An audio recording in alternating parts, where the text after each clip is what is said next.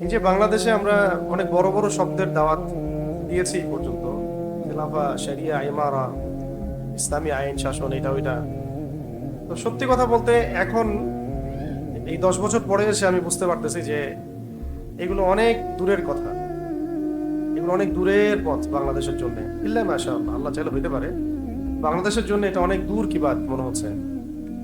এখনো আমাদের তেলাওয়াতই সহি হচ্ছে না বহু মানুষের, কোটি কোটি মানুষের। নামাজই হচ্ছে না কোটি কোটি মানুষের, পড়তেইছে না। যাকাত নাই সমাজে, হ্যাঁ, আদব নাই। আদব যেটা থাকে ইসলামে, একটা আদব, আখলাক।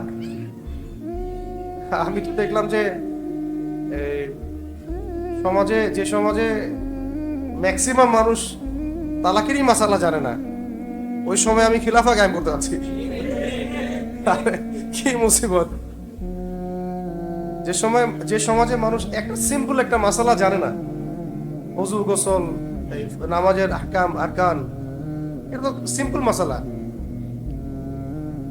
তো আমার এখন ভাইদের প্রতি নাসিহা যে বিয়ের আগে তালাকের মাসালা জানা দরকার, মানে বিয়ে করার আগে তালাকের মাসালাগুলো জেনে নিতে হবে।